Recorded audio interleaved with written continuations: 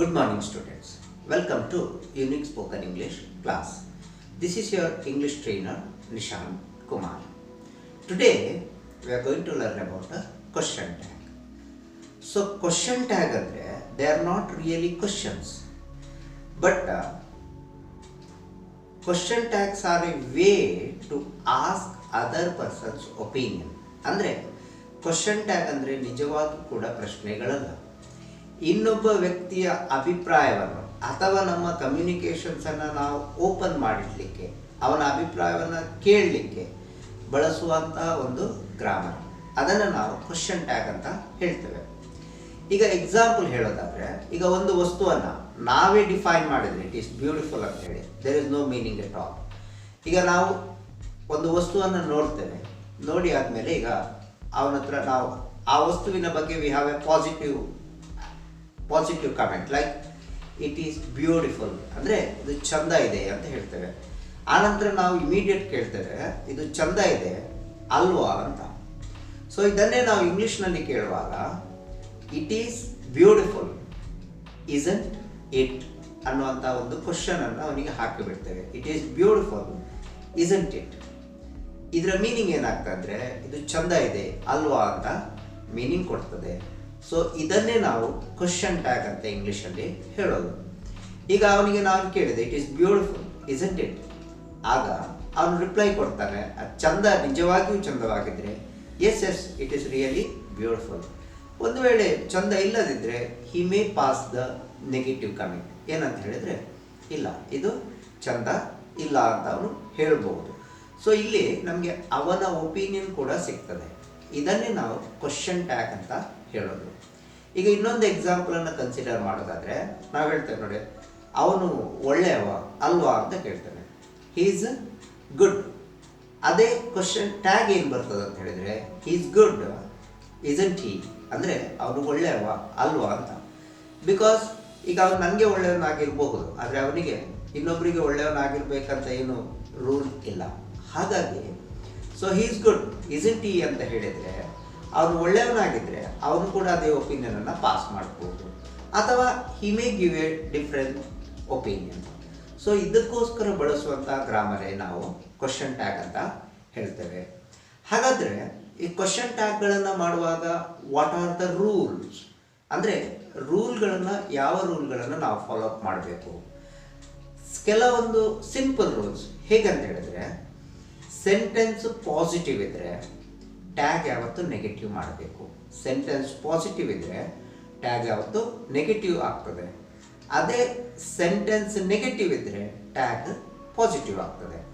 ಈಗ ಎಕ್ಸಾಂಪಲ್ ಹೇಳೋದಾದರೆ, ಈಗ ನಾವು ಹೇಳ್ತೇವೆ ನೋಡಿ, ಅವಳು ಸುಂದರವಾಗಿದ್ದಾಳೆ, she is beautiful isn't she, ಅಂದರೆ she is beautiful is a positive statement.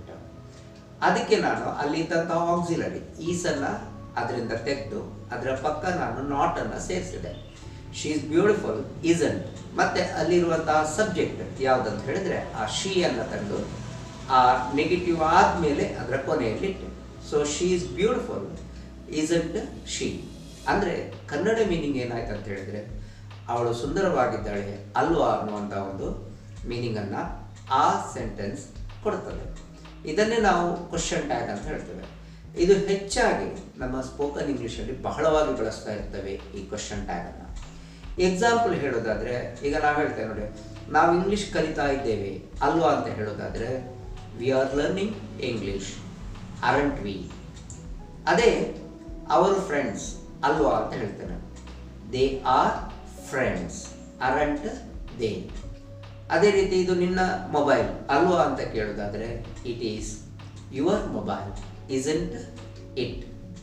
ನಾವು ಸೆಂಟೆನ್ಸ್ನಲ್ಲಿರುವಂಥ ಆಕ್ಸಿಲರಿನೇ ನಾವು ಪಿಕ್ ಮಾಡ್ತೇವೆ, ಅದಕ್ಕೆ ನಾಟನ್ನು ಸೇರಿಸ್ತೇವೆ, ಮತ್ತು ಎದುರಲ್ಲಿರುವಂಥ ಸಬ್ಜೆಕ್ಟ್ ಯಾವ ಸಬ್ಜೆಕ್ಟ್ ಇದೆ ಅದನ್ನೇ ಕೊನೆಯಲ್ಲಿ ಪ್ಲೇಸ್ ಮಾಡ್ತೇವೆ, ಮತ್ತು ಒಂದು ಕ್ವಶನ್ ಮಾರ್ಕನ್ನು ಇಡ್ತೇವೆ. This is the rule of question tag. ಇನ್ನೂ ಕೆಲವು ಎಕ್ಸಾಂಪಲ್ ಹೇಳೋದಾದರೆ, ಅವನು ಮ್ಯಾಂಗ್ಳೂರ್ನಲ್ಲಿದ್ದಾನೆ ಅಲ್ವಾ, he is in Mangalore isn't he. ಇದು ಸುಲಭ ಇದೆ ಅಲ್ವಾ, it is easy isn't it. ನಾವು ಫ್ರೆಂಡ್ಸ್ ಅಲ್ವಾ, we are friends aren't we. ಇದೆಲ್ಲ ಎಕ್ಸಾಂಪಲ್ ಪಾಸಿಟಿವ್ ಸ್ಟೇಟ್ಮೆಂಟಿಗೆ. ಅದೇ ಈಗ ಸ್ಟೇಟ್ಮೆಂಟ್ ನೆಗೆಟಿವ್ ಇದ್ದರೆ, ಈಗ ನಾವು ಹೇಳ್ತೇವೆ ನೋಡಿ, ಅವನು ಒಳ್ಳೆಯವನಲ್ಲ, ಹೌದಾ ಅಂತ ಕೇಳೋದು ಕನ್ನಡದಲ್ಲಿ. He is not good, is he ಅಂತ ಕೇಳಿದರೆ ಆಯಿತು. ಅವಳು ಚಂದ ಇಲ್ಲ, ಇದ್ದಾಳ. She is not beautiful, is she. ಇದು ಸುಲಭ ಇಲ್ಲ, ಉಂಟಾ. It is not easy, is it. ಅವರು ಫ್ರೆಂಡ್ಸ್ ಅಲ್ಲ, ಹೌದಾ. They are not friends, are they ಅಂತ ಕೇಳಬೇಕು. ಆ್ಯಂಡ್ ನಾವು ಮಾರ್ಕೆಟಿಗೆ ಹೋಗ್ತಾ ಇದ್ದೇವಾ. We are not going to market, are we ಅಂತ ಕೇಳಿದರೆ ಆಯಿತು. So this is actually the question tag with the positive and negative sentences. ಯಾವಾಗ ಅಂತ ಹೇಳಿದರೆ ಅದರಲ್ಲಿ ಆಕ್ಸಿಲರಿಗಳಿದ್ದಾಗ. ಅದೇ ಪಾಸ್ಟ್ ಟೆನ್ಸಲ್ಲಿದ್ದರೆ ನಾವು ಅದೇ ಪಾಸ್ಟನ್ನು ಯೂಸ್ ಮಾಡಿದರೆ ಆಯಿತು. For example, he was happy yesterday ಅಂತ ಹೇಳ್ತೇನೆ, wasn't he. He was happy yesterday, wasn't he. They were together, weren't they. So ಅಲ್ಲಿ ಆಕ್ಸಿಲರಿ ಪಾಸ್ಟ್ ಟೆನ್ಸ್ ಇದ್ದಾಗ ಅದೇ ಆಕ್ಸಿಲರಿನಲ್ಲಿ ಪ್ಲೇಸ್ ಮಾಡಬೇಕು. It wasn't your mistake, was it. ಅದು ನಿನ್ನ ತಪ್ಪಾಗಿರಲಿಲ್ಲ, ಇತ್ತ ಅಂತ. And she was not in Mangalore, ಅವಳು ಮ್ಯಾಂಗ್ಳೂರ್ನಲ್ಲಿ ಇರಲಿಲ್ಲ ಅಂತೇಳಿ, ವಾಸ್ ಶಿ. ಸೊ ಈ ಥರ ನಾವು ಆಕ್ಸಿಲರಿಗಳಿದ್ದಾಗ ಆ ಆಕ್ಸಿಲರಿಗಳನ್ನೇ ನಾಟ್ ಒಟ್ಟಿಗೆ ಕಂಬೈನ್ ಮಾಡಿ ಕ್ವಶನ್ ಟ್ಯಾಗ್ಗಳನ್ನು ಕ್ರಿಯೇಟ್ ಮಾಡ್ಬೋದು. ಇದನ್ನು ನಾವು ಮೊದಲನೇ ಸ್ಟೆಪ್ ಅಥವಾ ಮೊದಲ ಹಂತ ಅಂತ ಹೇಳ್ತೇವೆ. ಇನ್ನು ಸೆಕೆಂಡ್ ಸ್ಟೆಪ್ಪನ್ನು ಕ್ವಶನ್ ಟ್ಯಾಗಲ್ಲಿ ಕಲಿಯೋದಾದರೆ, ಈಗ ಕೆಲವೊಂದು ವಾಕ್ಯಗಳಲ್ಲಿ ಆ ಆಕ್ಸಿಲರಿಗಳು ಇರೋದಿಲ್ಲ.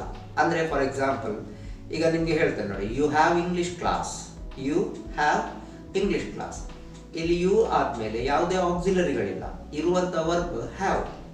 ಸೊ ಈ ಹ್ಯಾವ್ ಬಂದಾಗ ಅಥವಾ ವರ್ಬುಗಳು ಬಂದಾಗ ನಾವಲ್ಲಿ ಕನ್ಸಿಡರ್ ಮಾಡಬೇಕಾದದ್ದು ಕೊಟ್ಟ ವಾಕ್ಯ ಅದು ಪ್ರೆಸೆಂಟ್ ಟೆನ್ಸಲ್ಲಿದೆಯಾ, ಪಾಸ್ಟ್ ಟೆನ್ಸಲ್ಲಿದೆಯಾ ಅಥವಾ ಫ್ಯೂಚರ್ ಟೆನ್ಸಲ್ಲಿದೆಯಾ ಅಂತ ನಾವು ಅರ್ಥ ಮಾಡ್ಕೊಳ್ಬೇಕು. ಒಂದು ವೇಳೆ ಪ್ರೆಸೆಂಟ್ ಟೆನ್ಸಲ್ಲಿದ್ದರೆ ನಾವು ಡೂ ಡಸ್ಗಳನ್ನು ಬಳಸಬೇಕು, ಪಾಸ್ಟ್ ಟೆನ್ಸಲ್ಲಿದ್ದರೆ ಡಿಡ್ಡನ್ನು ಬಳಸಬೇಕು, ಫ್ಯೂಚರಲ್ಲಿದ್ದರೆ ವಿಲ್ಲನ್ನು ಬಳಸಬೇಕು. ಹೇಗೆ ಅಂತ ಹೇಳಿದರೆ, ಈಗ ನಾವು ಹೇಳ್ತೇವೆ ನೋಡಿ, ಯು ಹ್ಯಾವ್ ಇಂಗ್ಲೀಷ್ ಕ್ಲಾಸ್, ನಿಮಗೆ ಇಂಗ್ಲೀಷ್ ಕ್ಲಾಸ್ ಇದೆ ಅಲ್ವಾ ಅಂತ ಕೇಳ್ತೇನೆ. You have English class, don't you ಅಂತ ಕೇಳಬೇಕು.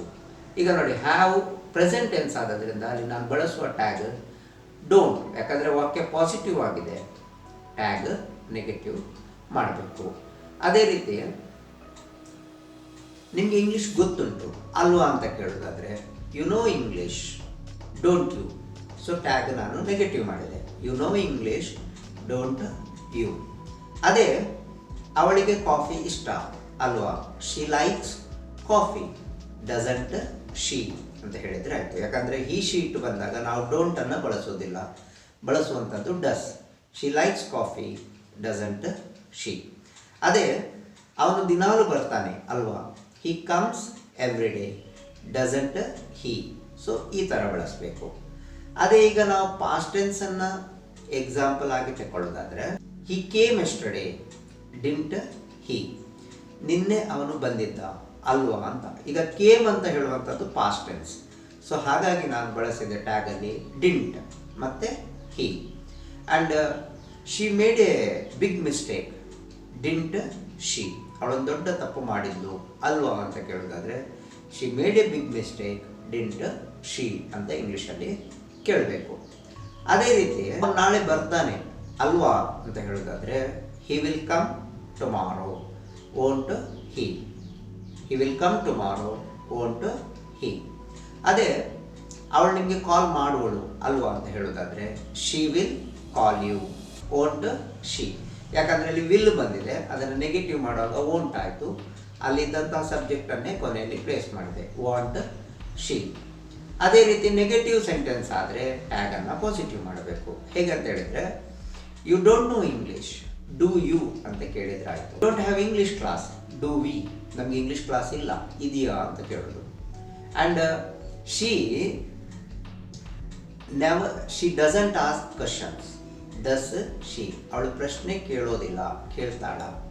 And he doesn't come, does he, ಅವನು ಬರೋದಿಲ್ಲ ಬರ್ತಾನ ಅಂತ ಕೇಳೋದು. ಅದೇ ರೀತಿ ಪಾಸ್ಟ್ ಟೆನ್ಸ್ ಆದರೆ ಈಗ ನಾವು ಹೇಳ್ತೇವೆ did go anyway, did I, ನಾ ಎಲ್ಲಿಗೂ ಹೋಗಲಿಲ್ಲ ಹೋದ್ನಾ ಅಂತ ಕೇಳೋದು. ಆನಂತರ ಶಿ ಡಿಂಟ್ ಕಾಲ್ ಮೀ, ಅವಳು ನನಗೆ ಕಾಲ್ ಮಾಡಲಿಲ್ಲ, ಡಿಡ್ ಶಿ ಅಂತ ಕೇಳಿದ್ರೆ ಆಯಿತು. ಫ್ಯೂಚರ್ ಆದರೆ he won't come, will he, ಅಂದರೆ ಅವನು ಬರುವುದಿಲ್ಲ ಬರ್ತಾನ ಅಂತ. And she will not help you, will she ಅಂತ ಕೇಳಿದರೆ ಆಯಿತು. ಇನ್ನು ಕೆಲವೊಮ್ಮೆ ನಾವು ಕ್ಯಾನ್, ಕುಡ್, ಶೆಲ್, ಶುಡ್ ಬಂದರೆ ಅಲ್ಲಿಗೆ ನೆಗೆಟಿವ್ ಮಾಡಿದರೆ ಆಯಿತು. ಹೇಗೆ ಅಂತ ಹೇಳಿದ್ರೆ we can do it, can't we, ನಮಗೆ ಮಾಡ್ಬೋದು ಅಲ್ವಾ. And we should learn English, shouldn't we ಅಂತ ಕೇಳಿದರೆ ಆಯಿತು. ಆನಂತರ you could speak English very well, couldn't you, ನಿಮಗೆ ಇಂಗ್ಲೀಷ್ ಒಳ್ಳೆ ಮಾತಾಡಲಿಕ್ಕೆ ಆಗ್ತದೆ ಆಗಲ್ವಾ ಅಂತ ಕೇಳಿದರೆ ಆಯಿತು. ಇನ್ನು ನಾವು ಸ್ವಲ್ಪ ಗಮನದಲ್ಲಿಟ್ಕೊಳ್ಬೇಕಾದದ್ದು ಏನಂತ ಹೇಳಿದರೆ ಲೆಟ್ ಬಂದಾಗ, let us start the class, shall we ಅಂತ ಕೇಳಿದರೆ ಆಯಿತು. ಲೆಟ್ ಬಂದಾಗ ನಾವು ಬಳಸುವಂಥ ಟ್ಯಾಗ್ ಶೆಲ್ ವಿ. ಆನಂತರ ಲೆಸ್ ಕಂಟಿನ್ಯೂ, ಶೆಲ್ ವಿ, ನಾವು ಕಂಟಿನ್ಯೂ ಮಾಡೋಣವೇ. ಇನ್ನು ಕೆಲವೊಮ್ಮೆ ಸೆಂಟೆನ್ಸ್ಗಳು ಪ್ರೆಸೆಂಟ್ ಪರ್ಫೆಕ್ಟಲ್ಲಿದ್ದಾಗ ಸ್ವಲ್ಪ ಈ ಕ್ವೆಶ್ಚನ್ ಟ್ಯಾಗ್ಗಳು ನಮಗೆ ಕನ್ಫ್ಯೂಷನನ್ನು ಕ್ರಿಯೇಟ್ ಮಾಡ್ತದೆ. ಅದರ ಬಗ್ಗೆ ಸ್ವಲ್ಪ ನಾವು ಗಮನ ಕೊಡಬೇಕು. ಹೇಗಂತ ಹೇಳಿದರೆ you have taken my notebook, ನೀವು ನನ್ನ ನೋಟ್ಬುಕ್ಕನ್ನು ತಗೊಂಡಿದ್ದೀರಿ ಅಂತ ಹೇಳ್ತೇನೆ. You have taken my notebook. ಈ ವಾಕ್ಯ ಪ್ರೆಸೆಂಟ್ ಪರ್ಫೆಕ್ಟಲ್ಲಿದೆ. ನಾವಲ್ಲಿ ಹ್ಯಾವನ್ನು ನೋಡೋದಲ್ಲ, ಹ್ಯಾವ್ ಮತ್ತು ಟೇಕನ್ ಇದೆ, ಪಾಸ್ಟ್ ಪಾರ್ಟಿಸಿಪಲ್ ಇದೆ, ಹಾಗಾಗಿ ಅದು ಪ್ರೆಸೆಂಟ್ ಪರ್ಫೆಕ್ಟ್. ಇಲ್ಲಿ ಬಳಸಬೇಕಾದಂತಹ ಟ್ಯಾಗ್ ಯಾವುದಂತ ಹೇಳಿದರೆ ಹ್ಯಾವಂಟ್ ಯು. ಪ್ರೆಸೆಂಟ್ ಪರ್ಫೆಕ್ಟ್ ಆದರೆ ಮಾತ್ರ ಹ್ಯಾವಂಟ್ ಯು ಅನ್ನು ಬಳಸಬೇಕು. ಅದೇ ಹಿ ಹ್ಯಾಸ್ ಕಮ್, ಹ್ಯಾಸಂಟ್ ಹಿ, ಅವನು ಬಂದ ಅಲ್ವಾ ಅಂತ ಹೇಳಬೇಕು. ಶಿ ಹ್ಯಾಡ್ ಕಾಲ್ಡ್ ಯು, ಈಗ ನೋಡಿ ಪಾಸ್ಟ್ ಟೆನ್ಸ್ ಅಲ್ಲ, ಅದೇ ಹ್ಯಾಡ್ ಕಾಲ್ಡ್, ಇದು past perfect. She had called you, hadn't she ಅಂತ ಹೇಳಬೇಕು.